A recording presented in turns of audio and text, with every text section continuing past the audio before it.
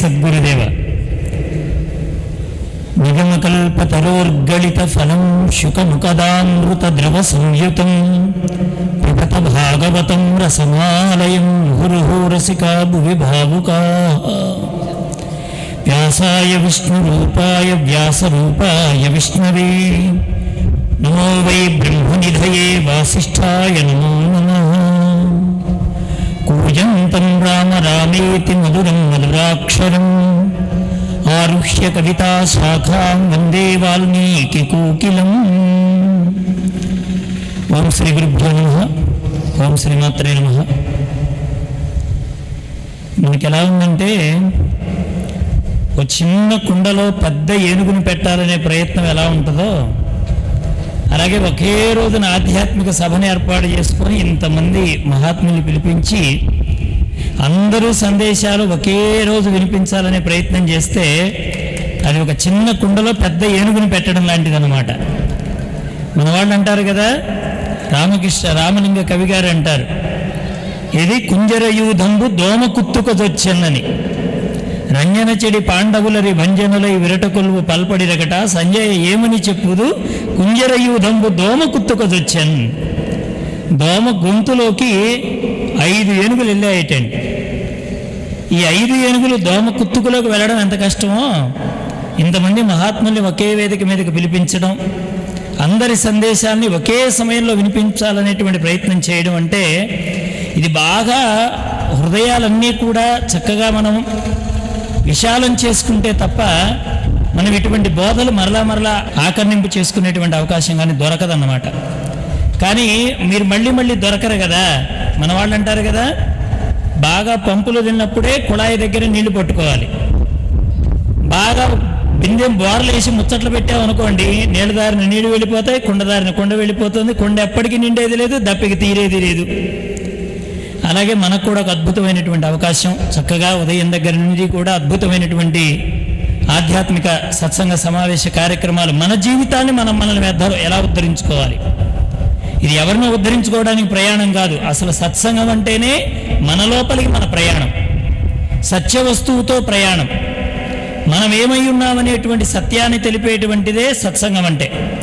కాబట్టి అటువంటి సత్సంగ సమావేశ కార్యక్రమం ఉదయం దగ్గర నుంచి జరుగుతోంది.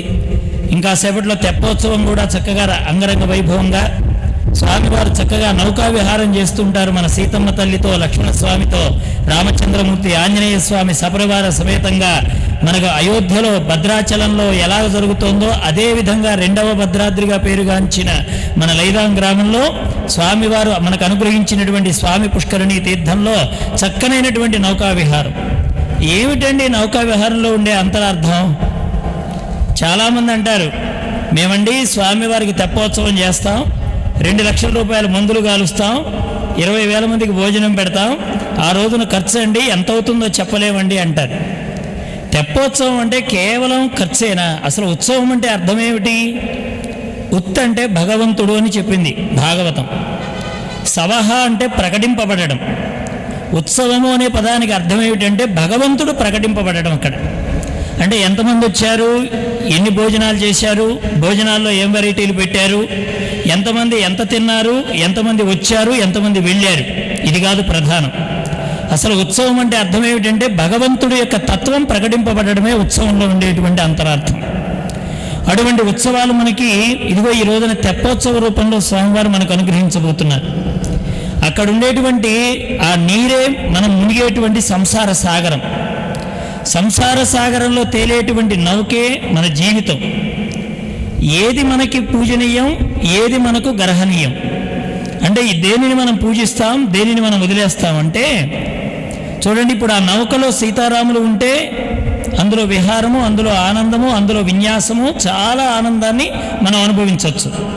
ఇప్పుడు ఉట్టి నౌక అక్కడ నీళ్ళలో ఉంది, ఎవరైనా దండం పెట్టేవాళ్ళు కానీ, మందులు కాల్చేవాళ్ళు కానీ, దండలు వేసేవాళ్ళు కానీ ఎవరైనా ఉన్నారా?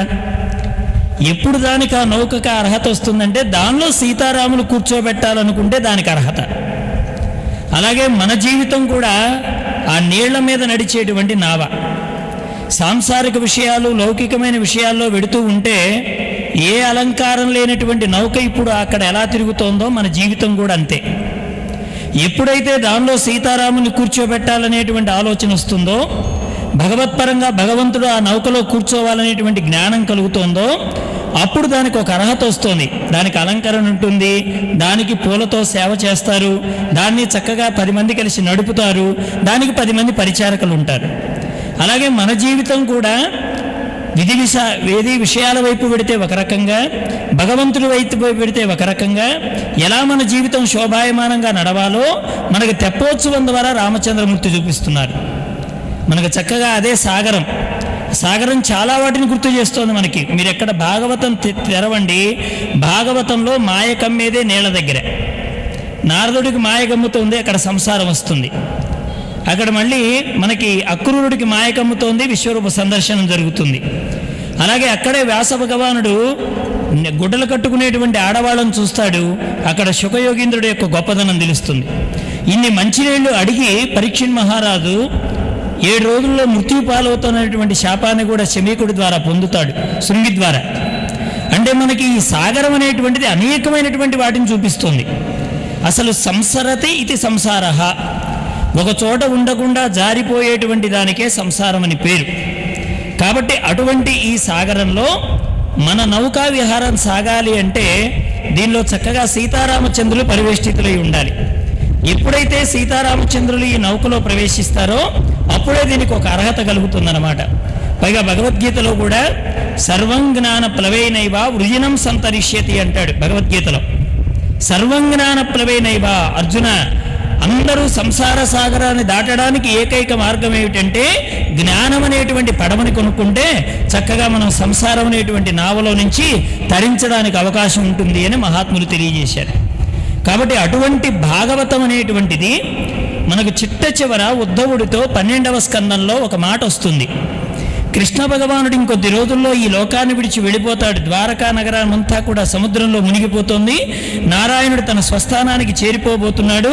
ఆ సమయంలో ఉద్ధవుణ్ణి పిలిచి బోధ చేస్తాడు నారాయణమూర్తి. ఎందుకంటే లోకంలో ఉండేటువంటి నిజమైన ఆస్తి ఏమిటంటే జ్ఞానం. అందరూ వచ్చి అన్నీ పంచుకుంటారు.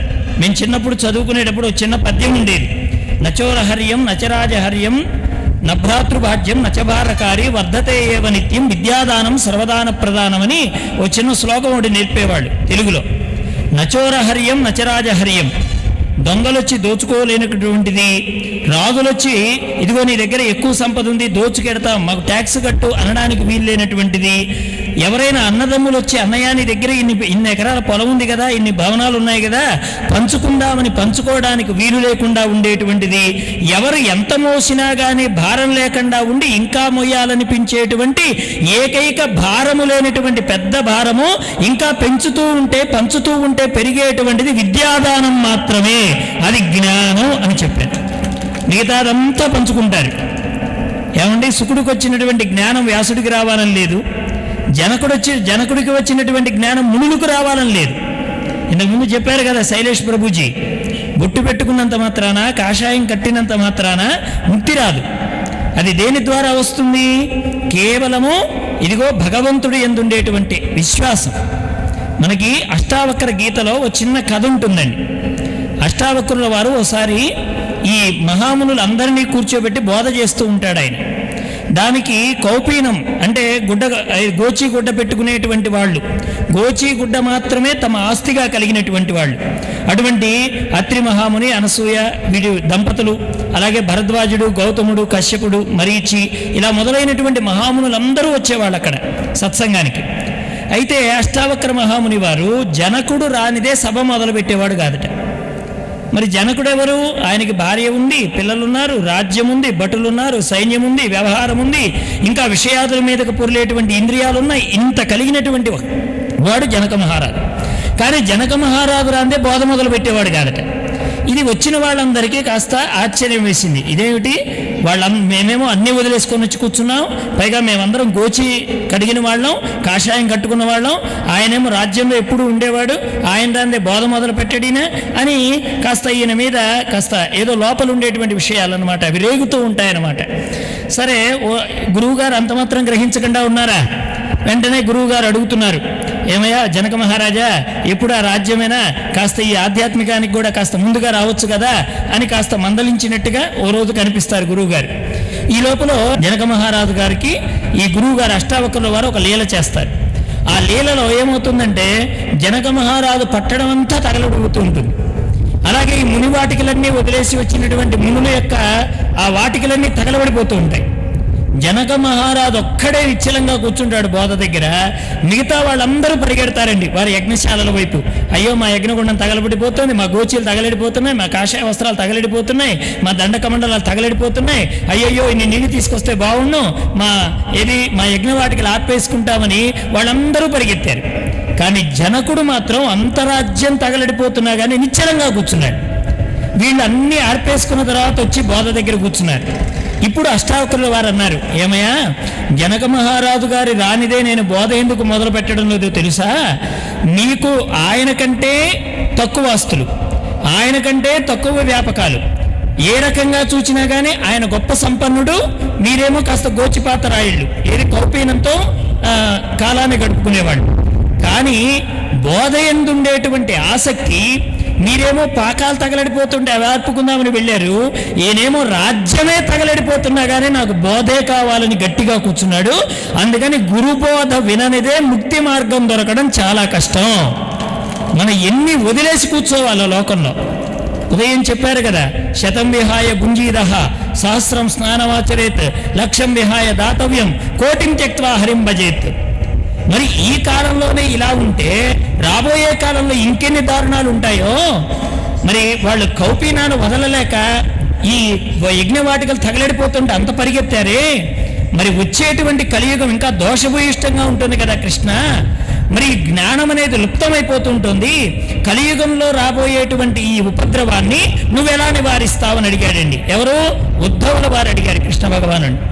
అప్పుడు కృష్ణుడు అన్నాడు, నేను శరీరంతో లేకపోయినా కానీ నా యొక్క ఆత్మ అంటే నా పూర్ణమైనటువంటి స్వరూపం 18,000 శ్లోకాలతో భాగవత గ్రంథంలో తిరుగుతూ ఉంటుందన్నాడండి కృష్ణ భగవానుడు.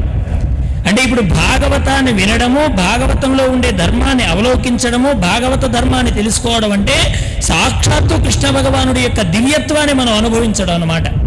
అటువంటి భాగవతంలో ఉండేటువంటి విషయాలు మనకి చాలా విషయాలు చెప్తారు. మనకు 12 స్కందాలు ఉంటుంది భాగవతం. 12 స్కందాల్లో కూడా అత్యద్భుతమైనటువంటి విషయాలు చెప్తారు.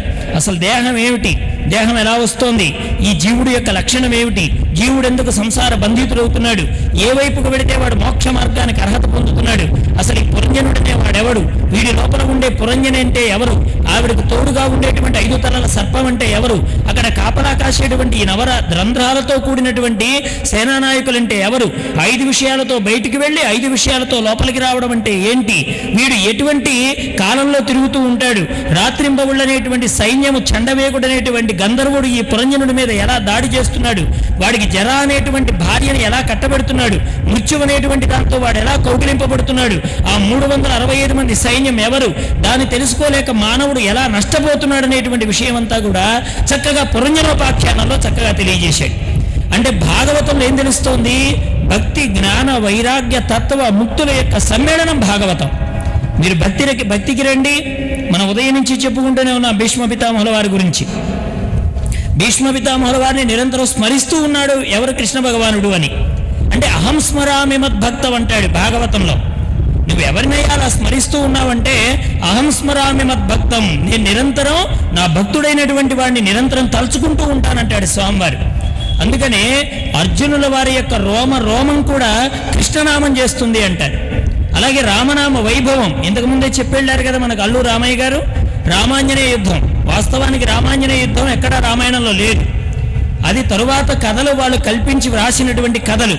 కానీ దాన్ని మనం ఎందుకు చదువుకుంటున్నాం? దానిలో ఉండేటువంటి సత్యం ఏమిటి, దానిలో ఉండేటువంటి పరమార్థం ఏమిటంటే రాముడనేటువంటి అవతారము త్రేతాయుగానికి పరిమితమై వెళ్ళిపోయినా కానీ రామ అనేటువంటి 2 అక్షరాల సంపుటి మననం చేసిన వాడిని, వ్రాసిన వాడిని, తలుచుకున్న వాడిని, అనుకున్న వాడిని కాశీ మరత ముక్తికారత ఏక్ రామనామన్నారు హిందీలో పాటలో చెప్తారు. ఎవరైతే కాశీలో మరణించినటువంటి వాళ్ళకి ఎంత పుణ్యం పుణ్యం ఉంటుందో, జీవితంలో వాడు రామ అనేటువంటి 2 అక్షరాల్ని జపం చేసినందువల్ల అంతటి పుణ్యాన్ని పొందగలుగుతున్నాడు అని మహాత్ములు తెలియజేశారు. అంతటి ముక్తికరతరామానకమైనటువంటి రామనామాన్ని లోకానికి అందించి దివ్యత్వాన్ని మనకు ప్రసాదించినటువంటి వాడు వాల్మీకి మహర్షి. అటువంటి కృష్ణతత్వాన్ని మనకు అందించి మన లోకంలో భాగవతాన్ని నిలిపినటువంటి మహానుభావుడు శుకయోగీంద్రుల వారు. ఆయన తండ్రికి మించినటువంటి వైరాగ్య సంపన్నుడు. మనకు భాగవతంలో చెప్తారు, ఏది పరాశర పౌత్రం, శ్రీ పరాశర పౌత్రం, శ్రీవ్యాసపుత్రమ కల్మషం, నిత్య వైరాగ్య సంపన్నం, జీవం ముక్తం శుకం భజే అని భాగవతంలో చెప్తారు. కాబట్టి భాగవతుల యొక్క స్మరణ ప్రహ్లాద, నారద, పరాశర, పుండరీక, వ్యాసాంబరీష, శుకశౌనక, భీష్మదల్భ్యాం, రుక్మాంగదార్జున, విశిష్ట విభీషణాదిన్ పుణ్యానిమాన్ పరమ భాగవతాన్ స్మరామి అని ఉదయాన్నే కనీసం ఈ భాగవతుల్ని స్మరించండి అన్నారు. కనీసం భాగవత స్మరణ ఉదయాన్నే లేచేటప్పుడు కనీసం ప్రహ్లాద కుమారుడు నారదుడంతటి వాడు గురువైతే నారదుడు యొక్క గురుత్వాన్ని పక్కన పెట్టి నిరంతరం నామస్మరణ చేస్తూ భగవంతుడైనటువంటి నిరాకార పరబ్రహ్మ స్వరూపాన్ని వైకుంఠం నుంచి క్రిందికి దింపి ఒక స్తంభంలో ఉన్నాడా అని తండ్రి అడిగితే, ఉన్నాడు స్తంభాంతర్గతుడయ్యుండుటకు ఏ సందేహము లేదు, నిర్ద్వంద్వత్వమున నేడుగానప్పుడు ప్రత్యక్ష స్వరూపమునని చలనము లేనటువంటి దానిలో, జడత్వంగా ఉన్నటువంటి దానిలో చలనం కలిగినటువంటి పరమాత్మని ఆవిష్కృతం చేసినటువంటి వాడు ప్రహ్లాద కుమారుడు. అది కేవలం భక్తికి మాత్రమే సాధ్యం. జడంలో చైతన్యాన్ని సృష్టించిందండి భక్తి. వాస్తవానికి జడం ఎప్పుడు కదలదు, జడంలో నుంచి చైతన్యం రాదు, కానీ జడంలో నుంచి చైతన్యాన్ని రప్పించాడు. చూడండి, మనకి గురువుల యొక్క విషయాలకు వచ్చేటప్పటికీ చాంగదేవుడు, జ్ఞానదేవుడు అని 2 మహానుభావులు ఉంటారు. పండరీపుర భక్తుల్లో వస్తారు 2 మహానుభావులు. చాంగదేవుడు చాలా వయస్సు కలిగిన వాడు, పెద్దవాడు. జ్ఞానదేవుడు చిన్నవాడు. దున్నపోతు చేత వేదాన్ని చెప్పించిన వాడండి జ్ఞానదేవుడు అంటే, సామాన్యుడు కాదు. జ్ఞానదేవుడికి ఒక చెల్లెలుంది, ముక్తాబాయి అని. ఆవిడ చిన్న ఆవిడే, చాలా జ్ఞానదేవుడికి చెల్లెలు అనమాట ముక్తాబాయి అనేటువంటి ఆవిడ. వాళ్ళ అన్నయ్య గారు ఓ రోజున ప్రవచనం చెప్తూ, అహం వైశ్వానరో భూత్వా ప్రాణినాం దేహమాశ్రిత ప్రాణాపాన సమాయుక్త పచమ్యాన్నం చతుర్విధమని, మనం వండినటువంటి అన్నాన్ని మన లోపల అన్నం ఇంకోడు వండుతున్నాడు.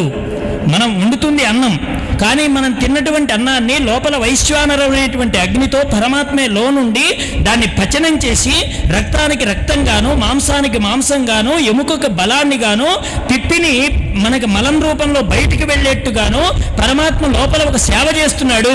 అది ఎవ్వడూ చేయలేనటువంటి సేవ.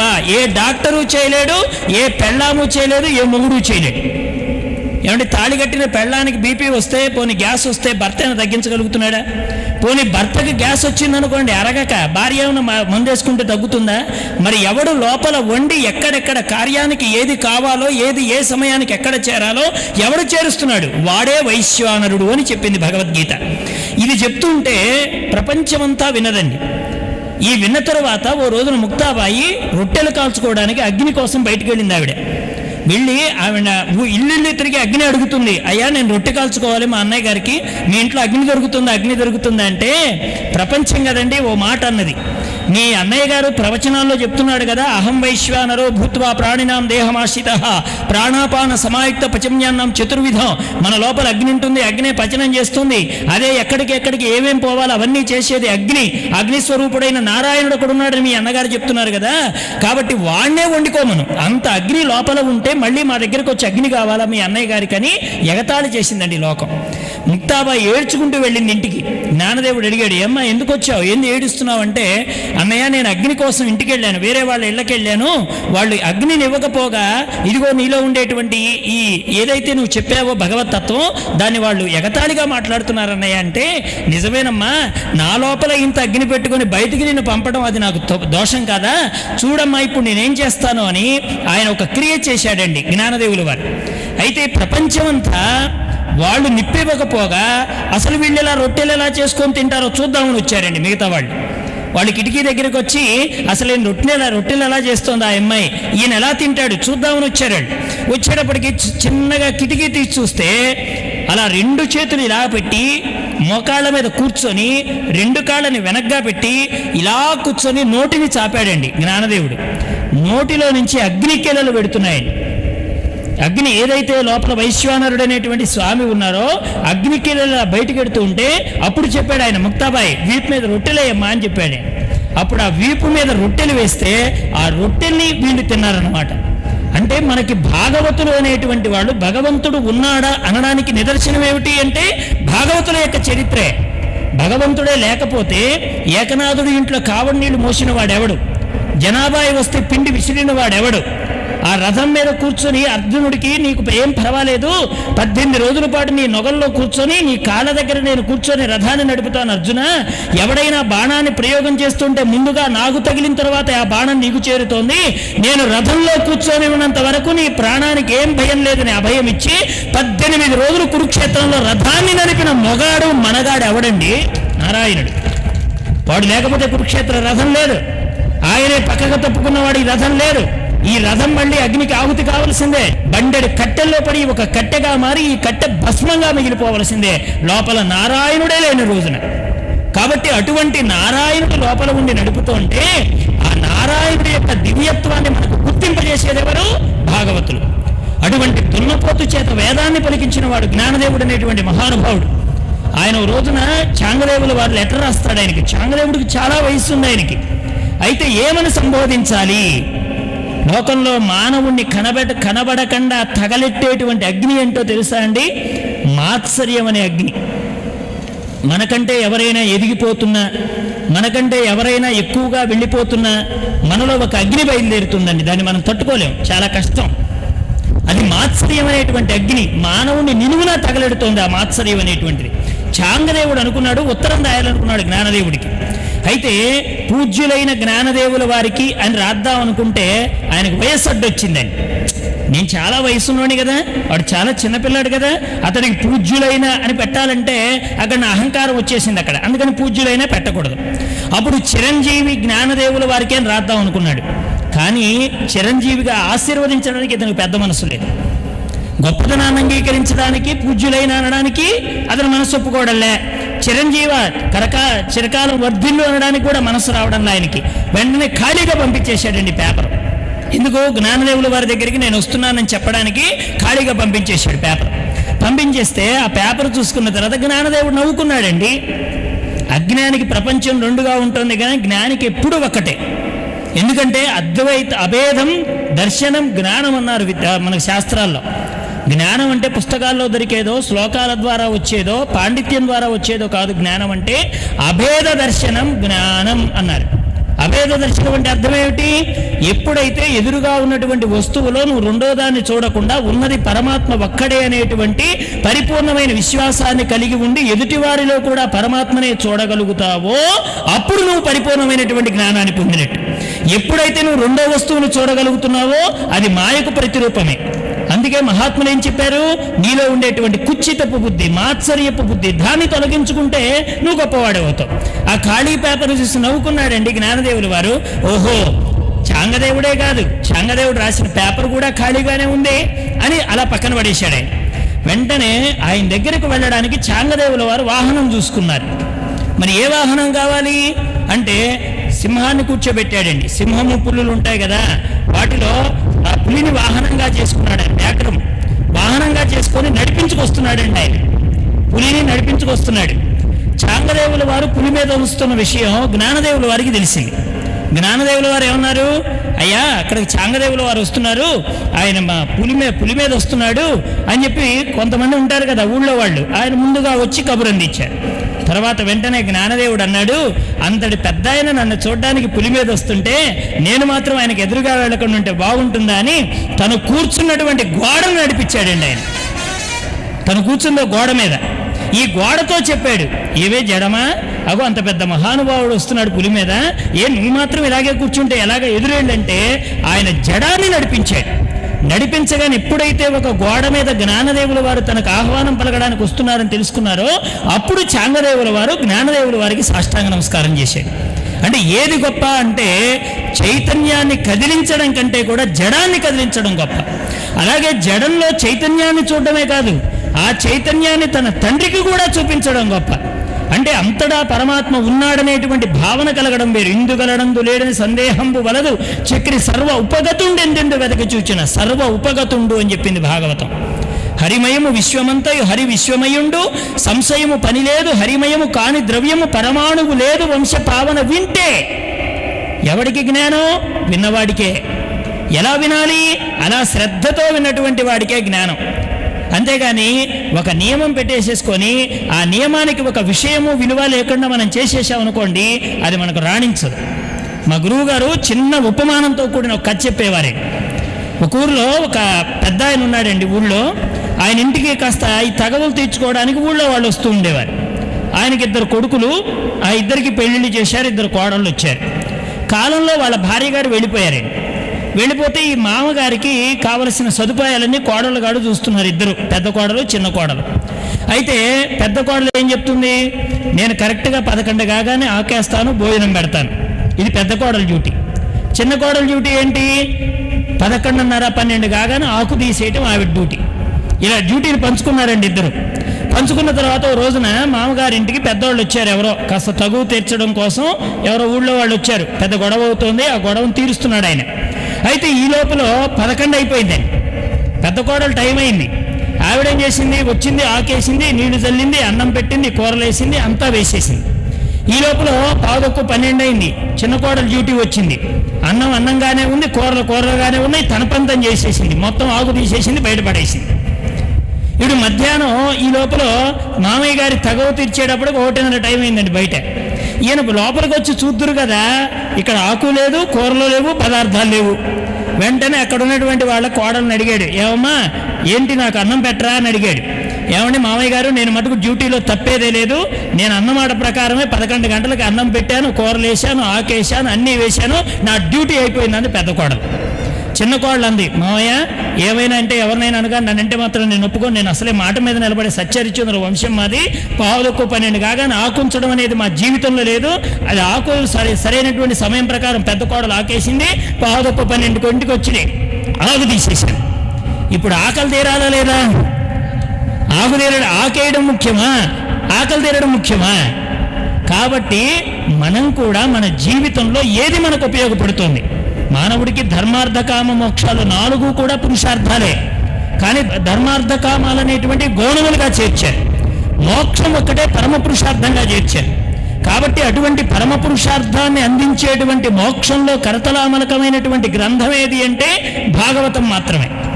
భాగవతం అనేటువంటిది చిట్ట చివరి గ్రంథం. వ్యాసుడు 18 పురాణాలు మనకు అందించిన తర్వాత ఈ పురాణాలన్నింటికెళ్ళే మేలైనటువంటి పురాణం, వ్యాసుడంతటి వారికి చింతను తీర్చిన పురాణం, తనకుండేటువంటి దుఃఖాన్ని అంతరింపజేసినటువంటి పురాణం, గోచి కూడా లేకుండా ప్రపంచంలోకి వెళ్ళినటువంటి శుకయోగీంద్రుల వారిని 7 రోజుల పాటు పరీక్షణ్ మహారాజు గారి దగ్గర కూర్చోబెట్టినటువంటి పురాణం. ముక్తి అనేటువంటిది జీవితాంతం తపస్చేస్తే కాదు, 7 రోజుల పాటు భగవత్ సన్నిధానంలో శ్రవణం చేస్తేనే ముక్తి వస్తుందని చెప్పినటువంటి ఏకైక గ్రంథం భాగవతం. అందుకని యద్భాగవతం పురాణమమలం యద్వైష్ణవానాం ప్రియం అన్నారు భాగవతంలో. ఇది శ్రీమద్భాగవతం పురాణ తిలకం అటండి, భాగవతానికి పెట్టిన పేరు. బొట్టు లేనటువంటి నుదురు ఎలా ఉంటుందో భాగవతం చదవనటువంటి వాడి ఇల్లు ఎలా ఉంటుందన్నారు మహాత్ముడు. బొట్టు లేకుండా నుదురుంటే ఎలా ఉంటుంది? గృహం శ్మశానం తవ బింబ వర్జితం భాగవతం చెప్తోంది. ఎక్కడైనా సరే భగవంతుడి యొక్క చిత్రపటం లేని ఇల్లు ఎలా ఉంటుందంటే అది శ్మశానంతో సమానం, దెయ్యాల కొంపతో సమానం. అలాగే నుదురుకి బొట్టు లేకుండా ఉంటే ఆ బొట్టు లేనటువంటి నుదురు ఎలాంటిది? అది కూడా శ్మశానం లాంటిది. అందుకనే శ్రీమద్భాగవతం పురాణ తిలకం అన్నారండి. పురాణ తిలకం అంటే అర్థం ఏమిటి? రోజు బొట్టు పెట్టుకోమని కాదు అక్కడ అర్థం. ఈ పురాణంలో ఉండేటువంటి విషయాన్ని నిరంతరం నువ్వు అవతరిస్తూ ఉండాలి. నీకు బొట్టు ఎలా శోభను చేకూరుస్తుందో, నీకుండేటువంటి వస్త్రం నిన్ను ఎలాగా ఒక దివ్యమైనటువంటి తేజస్సుతో నిన్ను నిలబెడుతోందో, అలాగే భాగవతంలో ఉండేటువంటి విషయాలు కూడా అవేం నేర్పుతున్నాయి మనకి? భక్తి అంటే ఏంటి? ఇదిగో ఒక ప్రహ్లాదుడు భక్తి, ఒక నారద భక్తి, ఒక మనకి అక్రూరుడు అనేటువంటి మహాత్ముడు యొక్క భక్తి, ఇలాగా అనేక మంది మనకు భాగవతంలో కనపడుతూ ఉంటారు. ఉదయం చెప్పారు కదా, శ్రవణం, కీర్తనం, విష్ణు స్మరణం, పాదసేవనం, వందనం, మర్చనం, సఖ్యం, దాస్యం, ఆత్మనివేదనం అని 9 రకాలైనటువంటి భక్తి మార్గాన్ని మనకు భాగవతం చెప్పింది. బ్రహ్మసూత్రాన్ని కూడా మించి మనకు అందినటువంటి ఏకైక సాధనం ఈ భాగవతం అన్నమాట. కాబట్టి అటువంటి ఆ భాగవతాన్ని ఇదిగో ఇటువంటి మహాత్ముల యొక్క సాంగత్యం ద్వారా, భాగవతం అంటే అర్థం ఏమిటి? భగవంతుడితో మనకు సమాగమం కలిగింపజేసేది. మచ్చిత్త మద్గత ప్రాణాహ బోధయంత పరస్పరం కథయంత చ మాం నిత్యం తుష్యంతి చ రమంతి చ అంటాడు భగవద్గీతలో. భక్తులైనటువంటి వాళ్ళ లక్షణం ఏమిటి అంటే ఒక్క మాటలో చెప్పాడు భగవద్గీతలో, మచ్చిత్త, వాళ్ళు నాయందే చిత్తాన్ని ఉంచుతారు, నాకంటే ఇంకో వస్తువుని వాళ్ళు ఏది లోపలికి చేర్చుకోరు. మద్గత ప్రాణాహ, లోకంలో దేహానికి ప్రాణం అనేటువంటిది అన్నం ద్వారా ఎలా సమకూరుతుందో అలాగే మనకి ఆనందం కలిగిన దుఃఖం కలిగిన ఇవి మనకు మనోధర్మాన్ని ఆశ్రయించి ఎలా ఉంటాయో, ఆకలి దప్పికలనేటువంటి ప్రాణధర్మాన్ని ఎలా ఆశ్రయించి ఉంటాయో, మానవులకు పరమోత్కృష్ట ధర్మం ఏమిటంటే మహాత్ముల యొక్క దివ్య చరిత్రల్ని వినడం. కాబట్టి ఇది పరమోత్కృష్టమైనటువంటి ధర్మం అన్నమాట. అందుకే మనకి విష్ణు సహస్రనామంలో కూడా ఆచార్య ప్రభవో ధర్మ ధర్మస్య ప్రభోచ్యుత అంటాడు భీష్మ పితామహుల వారు. ఆచార్య ప్రభవో ధర్మ, నీకు ధర్మాన్ని బోధించాలంటే ఎవరు బోధించాలి? లోకంలో ఆచార్యులు బోధించాలి. మరి అటువంటి ధర్మాన్ని నీకు ఎవరు దానికి మూలమై ఉన్నారు అంటే ధర్మస్య ప్రభువు, అంటే ధర్మానికి ప్రభు ఎవరంటే అచ్యుతుడు, నారాయణుడు. అటువంటి నారాయణుడి యొక్క దివ్యత్వం అంతా కూడా మనకు భాగవతంలో పొందుపరిచారన్నమాట. కాబట్టి 7 రోజుల భాగవత శ్రవణం అంటే మనకుండేటువంటి సప్తజ్ఞాన భూమికల్ని దాటడం. శుభేచ్ఛ, విచారణ, తనుమానస, సత్వాపత్తి, అసంశక్తి, పదార్థ భావన, తురీయము అనేటువంటి ఈ 7 స్థితుల్లో ఉండేటువంటి గొప్ప స్థితిని దాటుకుంటూ ఉత్తమమైనటువంటి గోలోకానికి చేరడానికి కావలసిన సామాగ్రిని మనకు అందించి మోక్షాన్ని కరతలామలకం చేయగలిగిన ఏకైక గ్రంథం భాగవతం. కేవలం వినడం ద్వారా యస్య శ్రవణ మాత్రేణ జన్మ సంసార బంధనాత్ విష్ణు సహస్రనామంలో చెప్తారు. ఇది వినడం ద్వారానే పుణ్యం. యస్య శ్రవణ మాత్రేణ, కనీసం వినండి అయ్యా అని చెప్పిందండి విష్ణు సహస్రనామం. అనకపోయినా పర్వాలేదు, నోటికి రాకపోయినా పర్వాలేదు, ఎవరో అంటుంటే వినండి. యస్య శ్రవణ మాత్రేణ అంటే ఏమొస్తుంది నీకు? జన్మ సంసార బంధనాత్. ఎందుకు జన్మ వచ్చింది అంటే కర్మ వల్ల. ఎందుకు కర్మ వచ్చింది? ఆ జన్మల్లో చేసినటువంటి పాపపుణ్యాల యొక్క మిశ్రమ ఫలితం వల్ల. కాబట్టి ఈ రెండింటికి ఉండేటువంటి ఆ తెడ్డు తెగాలి, దాని మధ్య ఉండేటువంటిది దాటాలి అంటే మనల్ని మనం సంస్కరింపజేసుకునేటువంటి ప్రయత్నం చేయాలి. చిట్ట చివరిగా అసలు సత్సంగం యొక్క గొప్ప ఉద్దేశం ఏమిటో ఒక మాటలో చెప్పి మీకు ముగించేస్తాను. మా మాతాజీ గారు ఎప్పుడూ చిన్న కథ చెప్తూ ఉంటారు. ఒక సూపర్ మార్కెట్ ఉంటుంది కదండి, అన్ని సామాగ్రి ఒక చోట దొరికేటువంటి ప్రదేశం అన్నమాట, ఒక మాల్, సూపర్ మాల్. ఆ మాల్ ఒక యజమాని ఉన్నాడండి. ఆ మాల్కి యజమాని ఏం చేశాడు, అసలు ముందు ఈ మాల్లో ఎవరెవరు ఏమేం కావాలో తీసుకురావడానికి ఒక అవకాశం ఇచ్చి ముందుగా ఆవును వదిలారటండి ఆ సూపర్ మార్కెట్లో. ఆవును వదిలితే ఆవు ఏం చేసింది, ఎక్కడో ఆకుకూరలు, ఆ గడ్డి, ఇది ఉండేటువంటి ప్రదేశం ఉంటుంది కదా, ఆకుకూరలు అవి వాటి దగ్గరికి పోయి తినేసి అది కడుపార నిండిన తర్వాత పడుకుంది. కొద్దిసేపు అయిన తర్వాత బయటకు వచ్చింది. తర్వాత సింహాన్ని వదిలారటండి, క్రూర జంతువు. అదేం చేసింది, తనకు కావలసిన మాంసం ఎక్కడ ఉంటుందో అక్కడికి వెళ్ళింది, ఆ పదార్థం తిన్నది, అక్కడ కాసేపు విశ్రాంతి తీసుకుంది, అక్కడి నుంచి బయటకు వచ్చింది. తర్వాత మనిషి పోయాడటండి ఆ మాల్లోకి. వెడితే వాడు ఎన్ని రోజులైనా బయటికి రావటం లేదట. పైకి కిందికి తిరుగుతూనే ఉన్నాడట. అసలు 4-5 రోజులైనా గడిచినా బయటికి రాకపోతే యజమానికి అనుమానం వచ్చిందట, వీడు ఉన్నాడా చచ్చాడా, అసలు లోపలికి పోయినాడు, బయటికి రాలేదు, 4-5 రోజులు అవుతుందని వీడు పోయాడట. వీడు పోతేనండి సంచులు చూడండి, ఒకదాని వెంట ఒకటి లగేజ్ ఎంత పెరిగిపోతుందండి. చాలా లగేజ్ వేసుకున్నాడండి వాడు. బయటికి రాబుద్ది కావటంలే. మళ్ళీ ఏదో మర్చిపోయాను అనుకుంటాడు, అది వేసుకుంటాడు. మళ్ళీ ఏదో అవసరం అనుకుంటాడు, మళ్ళీ అది వేసుకుంటాడు. లగేజ్ మొత్తం పెరిగిపోతుంది. అప్పుడు వెంటనే యజమాని వాడిని పట్టుకొని, ఒరే నీకు బుద్ధి ఉందా, నువ్వు ఎన్ని రోజులు అవుతుందో తెలిసిందా ఇక్కడికి వచ్చి అంటే, ఏమో నాకు తెలియలేదన్నాడండి. అప్పుడు వాడన్నాడు, ఇప్పటికి నువ్వు 4 రోజులు అవుతోంది ఇక్కడికి వచ్చి, నీకేం కావాలో నీకు అర్థం కావటం లేదా, ఎప్పుడు బయటకు వస్తావన్నాడట. వాడన్నాడట, అసలు ఒక వస్తువు చూచి ఒక వస్తువు వదిలిపెట్టు బుద్ధి కావటం లేదు, మొత్తం పార్సిల్ చేయండి అప్పుడు బయటకు వస్తానన్నాడట. ఒక ఆవుకి ఏది కావాలో ఆవుకు తెలుసు. నాకు గడ్డే కావాలి, గడ్డే తినాలి, గడ్డి దగ్గరే ఉండాలి, ఆవుకు తెలుస్తుంది. మరి సింహానికో నాకు మాంసం కావాలి, ఇంత తినాలి, మళ్ళీ బయటికి రావాలి, దానికి తెలుస్తుంది. కానీ మనిషికి ప్రపంచం అనే సూపర్ మార్కెట్లోకి వచ్చి వీడు ఏ చుట్టూ తిరుగుతున్నా ఎంతకాలమైన అక్కడక్కడే తిరుగుదాం అనుకుంటాడే కానీ దీనికి ఒక త్రోవ ఉంది, బయటికి వెళ్ళాలి, నా దారికి నేను చేరుకోవాలనే బుద్ధి వీడికి రాదటండి. ఆ బుద్ధిని నేర్పడానికే గురువులు వచ్చారు. మనకి ఏది కావాలో మనకు తెలియక తిరుగుతున్నాం సూపర్ మార్కెట్లో పడి. అందుకని మనకు అవసరమైందేదో, మనకి ఏది మంచి, ఏది మోక్షాన్ని చూపించగలుగుతుందో ఆ మార్గాన్ని చూపించడానికే మనకు గురువుల యొక్క ఆవశ్యకత ఉందన్నమాట. కాబట్టి అటువంటి ఆవశ్యకతని మనం గుర్తించి సత్సంగాన్ని వదులుకోకండి. లోకంలో దేన్నైనా వదులుకోవచ్చే కానీ సత్సంగానికి వచ్చేటువంటి పుణ్యం చాలా గొప్పదన్నమాట. అటువంటి పుణ్యాన్ని మనం జారవిడుచుకున్నామంటే ఇక మరలా రాదు. ఏమంటే పశువులకి ఎవరైనా పత్రికలు ఇచ్చారా? మా లైదాంలో శ్రీరామ కళ్యాణ మహోత్సవాలు జరుగుతున్నాయి, పశువు గారు మీరు రండి, కుక్క గారు మీరు రండి అని ఎవరు ఆహ్వాన పత్రికలు వాటికి ఇవ్వలే. ఎవరికి ఇచ్చారు? మనుషులకే ఇచ్చారు. ఎందుకని? మనకే అవసరం. ఈ జ్ఞానం అనేటువంటిది మనకే అవసరం. కాబట్టి జ్ఞానేన హీన పశువి సమాన అంటోంది సుందరకాండ కూడా. కాబట్టి అటువంటి జ్ఞానాన్ని పెంపొందింపజేసుకోవడానికి మరి ఇట్లాంటి సత్సంగ సమావేశాలన్నీ ఏర్పాటు చేసి మరి ఇటువంటి మహాత్ములందరినీ ఒక వేదిక మీదకి తెచ్చేటువంటి ప్రయత్నం చేస్తూ వీరికి ఉండేటువంటి పరిజ్ఞానాన్ని అందరికీ అందించేటువంటి ప్రయత్నం చేస్తున్న శ్రీ రామయోగి సేవాశ్రమం సభాధ్యక్షులు మన శ్రీనివాస్ గారికి, అలాగే లైదాం మన ఆశ్రమానికి పెద్దగా ఉన్నటువంటి రామకృష్ణ గారికి, వారికి చేదోడు వాదోడుగా ఇంత సహాయ సహకారాలు అందిస్తున్నటువంటి యువకులకి, గ్రామ ప్రజనులకి అందరికీ కూడా సాష్టాంగ నమస్కారాలు తెలియజేసుకుంటూ స్వస్తి వాసుదేవ.